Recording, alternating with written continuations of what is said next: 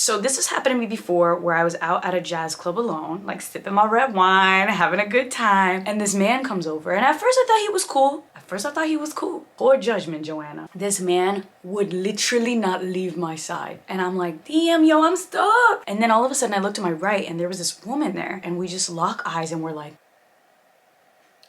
next scene is her calling me over to sit with her group of friends. She saved me. People are there to help you. There is more good than bad, but we also gotta be aware of the not so good. Aware of ourselves, aware of others, aware of our surroundings. This video is all about safety tips. The world's slowly opening back up, and I wanna make sure that we have enough tools in our toolkit so that when we pull up, we got our emergency numbers, we got our health insurance, we got our allies, and that is how we're gonna have a beautiful summer filled with travel and fun. Cue the intro, sis. You know she's not your average Joe, not your average Joe. She's not your average Joe. Well, here we go. It's time to start traveling again, right? First things first, I need my coffee and I need the notes. Now I need to take a sip. There's always that moment in the morning before the coffee hits. My brain is defrosting. Everybody, get your hazards on. Okay, come in. I need to make this one a fireside chat. You know what I forgot?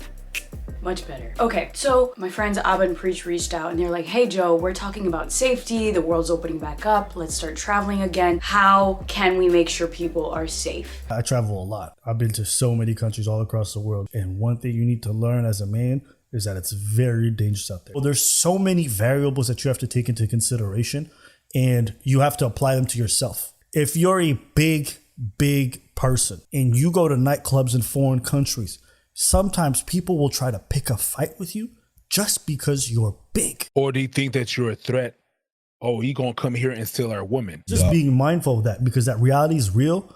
And it's everywhere. Being somebody who's experienced violence while traveling, this subject of safety while you're away, while you're exploring, while you're on a journey is important to me. And I wanna make sure all of my babies are safe. That's you. Let's just get the big elephant out of the room. When you are born, it's like playing the lottery. You don't get to choose your skin color, your gender, you don't get to choose your sex, you don't get to choose your language, you don't get to choose your passport and what countries you're allowed to go to because of the passport that you have access to based on the place you were born with. Like, what? How did we make these rules up? Regardless, it is the system that we live in, and as unfortunate as it may seem, all of those things play a part in your way of leading your life. We know this. It's 2021. Like, we've seen the news. We know what's going on. First and foremost, I am a woman of color with curly hair, big thighs, and a butt. Sometimes when you're walking around, it could give people the wrong idea. I didn't make this up.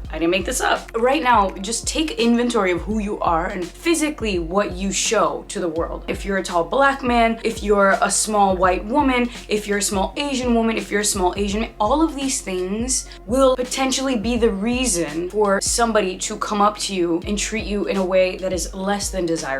Awareness is the first thing. You gotta be aware of what you're carrying in the world, and we should be able to wear whatever we want to wear, but the truth is what you wear will change people's perspectives of you. The same thing if you're in a Muslim country and you're showing your legs and your arms, get ready for stares or even worse. You know, part of being a traveler is being sensitive to where you're going and adapting a little bit so that you can blend in, because the more you blend in, the less likely it is that somebody's gonna go up to you and treat you in a way that you don't want. First impressions are made within 7 seconds of somebody glancing at you, and because first impressions happen so fast and completely affect how you're treated, it's important to make sure that you are blending in with the locals. What do people wear? What do people not wear? Get your local allies on the ground before you show up, especially if you're traveling alone, which gives me a whole nother section of safety tips. Okay, let's talk about that good old solo travel. I love solo travel because for once you realize who you are, the decisions that you want to make, and nothing is inhibiting you. Ain't nobody telling you that they don't want to eat sushi because there's nobody else there. I've done it several times and I can't wait to start doing it again. With all of that said, we gotta keep it real with ourselves. Solo travel is a different kind of beast because you got you, and if you don't have your own back, solo travel is not gonna work. So here's some things that I always do before I even book a trip alone. I look at where I'm going. This isn't a surprise. Some countries are more dangerous than others. And so when I'm solo traveling, I wanna have a good time and I don't wanna be stressed. And obviously things happen all over the world. You can't prevent it, but you can mitigate it, right? right? So looking up the culture of the country if you're going as a woman alone or if you're going as a man alone. Like, to be honest, when I was in Cuba, men that were white got harassed more than I did. And that was a surprise to me. But it's because white men can convey this money. There's like a whole scam system where women act like they want to be with the men, and then in turn they're getting money funneled in. It's like this sophisticated network of people who have developed scams to get tourists. And if you're aware of it, if you're smart and sharp, you can prevent these things from happening to you. And again, I do believe there's more good than bad, but on my travels I've seen there's a whole lot of bad too. We just gotta be prepared so that we can help ourselves and help others. I always like to book an activity or like a class or a group thing, because when I get there, I'll have structure. And that's just good for your motivation, really, because when you're solo traveling or when you're alone all the time, you don't have to get out of bed. So I always find something that gets me out of the bed. To me, that means booking a language class. There's a company called Apple Languages that I've loved for years, and I will do it again. And maybe 3 to 4 times a week, I go into a school and I meet new people, and then they invite me to go to dinners. So that's already a really cool way to travel alone, but not feel lonely. And you're feeling safer because you immediately become part of a group. I've booked a yoga and meditation retreat in New Zealand for New Year's Eve, and it was one of the best trips I've ever done. Here we are in the middle of nowhere, New Zealand. Namaste. Because you get there alone and then you leave with a bunch of friends and you've just had such a beautiful experience that only you will ever understand. Then you're gonna go out alone, right? You're gonna go get dinners alone, you're gonna go to the beaches alone, and so you gotta be aware of your surroundings. So no headphones while walking on the street, especially not noise canceling. Make it look like you know where you're going. Make it look like people are gonna be waiting for you. When you're traveling as a woman alone or as a person alone, you wanna make eye contact with your allies, because if some creepo comes over or somebody that's undesirable and you don't know how to get rid of them, it's hard to get rid of somebody when you're alone, which is why you need your allies. So this has happened to me before, where I was out at a jazz club alone, like sipping my red wine, having a good time, and this man comes over, and at first I thought he was cool. Poor judgment, Joanna. This man would literally not leave my side. And I'm like, damn, yo, I'm stuck. The show's just begun. I can't get up and walk away. And then all of a sudden I looked to my right and there was this woman there, and she was with friends, and she looks at me and I look at her, and we just lock eyes and we're like, next scene is her calling me over to sit with her group of friends. She saved me. And this is an example of a complete stranger who was observant. So when you're alone, just get into the art of like looking and speaking with your eyes, because people will see you and they'll see that you need help. On the subject of traveling alone, if you're going to the beach, hide your money in containers that are unassuming. I've gotten robbed before like such a dummy. I put my bag next to a group of people that I thought looked like my friends. Turns out they didn't give a shit about me.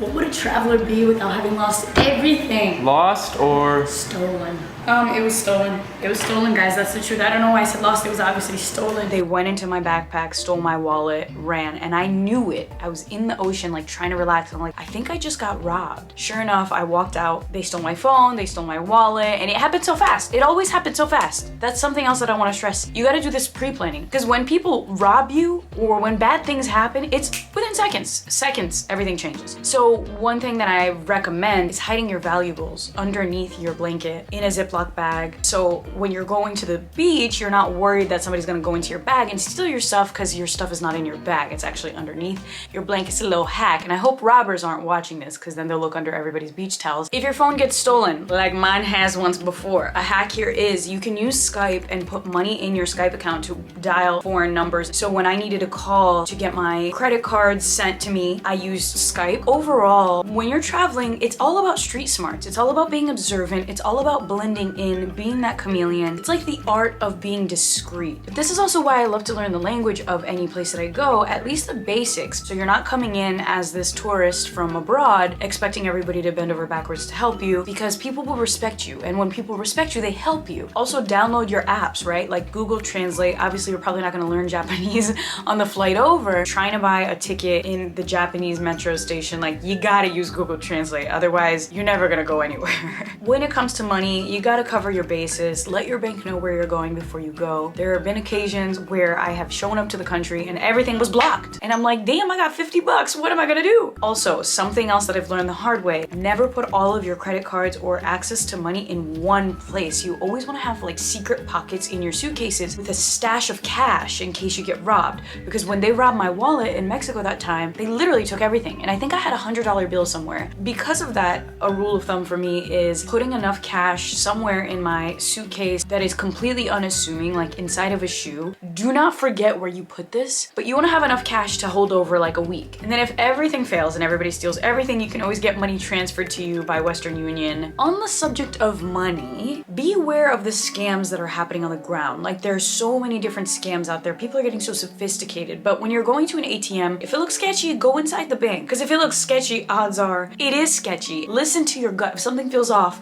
it probably is. I'm ready to work for the CIA after all of this. Like literally hire me. Call me CIA. I'm ready. I'd recommend just doing a search before you even show up to the destination and say like popular scams in insert city name, insert country name. One scam, for instance, is called the Lebanese loop, where there's like a metal device inside the ATMs where you go in and you put your debit card in and then the card doesn't come out and you're like, oh, somebody just stole my card, because they just did. So, you want to know about these things so that you just are aware of them. Awareness is key. Share your location with your friends and family. I always share my locations, even in New York City with my best friends. Like, you don't know what these dates be doing when it comes to medical problems. I was shot in Brazil. It was like a freak situation that happened. Wrong place, wrong time. Right place, right time, because I'm still here. But I didn't have travel insurance. That actually made me realize I should always have travel insurance. Travel insurance doesn't need to be expensive either. Like, I've seen plans for $12 that could cover a crazy situation. But my insurance in the States, luckily, did cover the medical expenses, and they even upgraded me to first class, so I was sitting there like bullet in my back but living in the lap of luxury. I lucked out on that one. I ended up in an ambulance in Italy once and got billed for that. Also, that was because of like an extreme allergic reaction, which brings me to another point. You want to know how to say your allergies in that language, or have like a little note card. When I went to Japan, the first thing that I said was "Kokaku rui arerugi desu." I'm allergic to shellfish. I'll never forget that sentence because I am, and I need them to know because shellfish isn't everything. Like, how do you say EpiPen in Japanese? I should probably find out. Check your credit card policies, because I know in the States, a lot of the credit cards that are travel focused will actually cover your trips, not in the medical way. Car rental insurance is covered, trip interruption insurance sometimes covered. My immediate thing is to research like what are the credit cards that I'm using to book my trips covering, because that'll save you a lot of money. Be smart. It's all about research. Being your not so average Joe requires some research.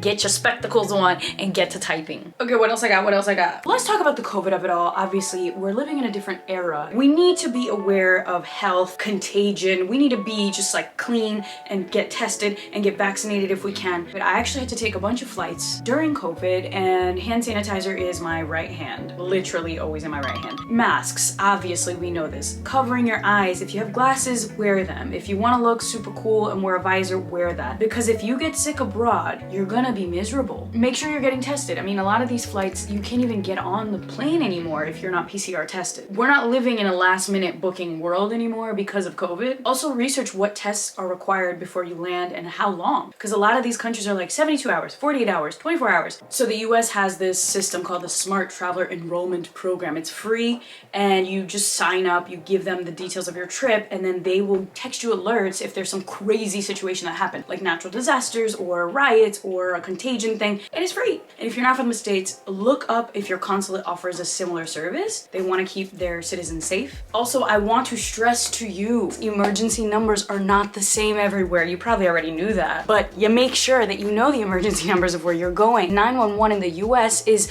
112 in a lot of Europe and Asia. Every country also could have its own different emergency number. Just do a quick little Google search. What are the emergency numbers for the ambulance, for the cops, for the fire department? Write it down, have it in your mind. Another cool hack is getting an anti-theft backpack. So I love the high spirit backpacks. They're also amazing people. The founders are good friends of mine. So nobody can actually get inside of your backpack if it's on your back. Or I use a crossbody bag that's like literally on my crotch. So if you're trying to rob me, you're gonna be grabbing my crotch, which is like not exactly as easy as something on your back. So, I mean, that's why fanny packs are a thing, right? Because people are like, you gonna touch my crotch? And maybe they will, but most likely they won't. Before you even book a trip, think about the departure times and arrival times, because if you're looking for a cheap ticket, it's probably gonna get you stranded at a sketchy bus stop in the middle of the night. So even though you're thinking that Ryanair flight that lands in Amsterdam at 3 a.m. is a good idea, I promise you, you're going to want to avoid having to sleep on a bench with one eye open, because I've had to do that many times. The basics, you gotta get your first aid kit, get your ibuprofen, get your antihistamines. If you're an allergic person like me, you pull up to a country expecting to get medicine that you're familiar with, and you might find it. I mean, the medical system abroad in many places are so much better than here in the US. The amount of times that I've gone to Mexico just to get good skin products that are over the counter,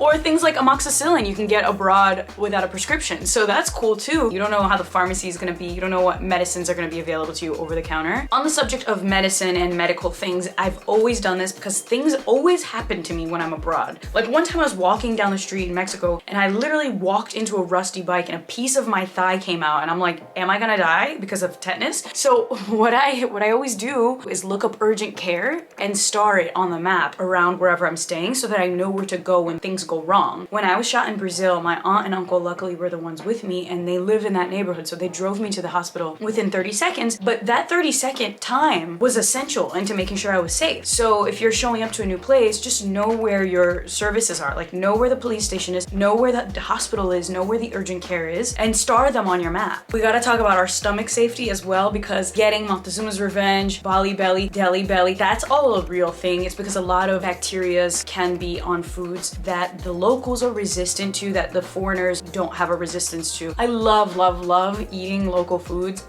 but boy have I paid the price. That's why I was exploding from both ends inside of a teepee on the beach in Mexico. That's not what you're trying to do on vacation. It happens to you though, and it makes you stronger. But here's some general things to think about. Only eat vegetables and fruits that are peelable. Avoid ice in Mexico, for instance, or abroad where water is not exactly filtered in most scenarios. Take your probiotics, get your stomach lining healthy. Bring your Imodium, bring your diarrhea medicine, bring your Pepto-Bismol, and get electrolytes in your system if it happens to you. You just gotta beware to have your arsenal of products and medicines to take care of yourself if everything goes to shit. Literally. Another really cool hack is getting a filtered water bottle. I love Life Straw. They're dear friends of mine as well. I'm gonna link it down below, and Life Straw is really cool because when you buy a water bottle, you're actually funding water stations in Africa, and I've been to Africa to install these water stations, and it's life-changing for these children that are going to school and just want access to clean drinking water, but it's also going to be life-changing to you when you pull up in a country and you can't find filtered water. You're set. That's it. I know I just completely projectile vomited information on you. Sorry, I'm inspired from the food conversation. Nasty Joe. Those are all my tips for now. I'm sure that there's so many more tips. Please leave your tips down below. Let's be safe. Let's travel. Let's have a good time. Remember that there is more good than bad. There is, without a doubt. Even though I have a bullet in my back, I believe this. Be healthy, be well, take care of yourselves, be smart, be sharp, and connect. Because if you connect to people on the ground or allies, you will have a better chance of success and a happy trip. Plus, you'll come out with new friends, and that's always a good thing. So don't forget to check out Abba and Preach's channel and videos on this, because I mean, they shed light to being a black man traveling. Just because there's some challenges, it doesn't mean that we should not travel. In fact, I believe we should travel more, but you wanna stay safe, you wanna stay alert, you wanna stay smart, and that is it. Hey, yo, come listen to my girl, man. What you doing? Shit.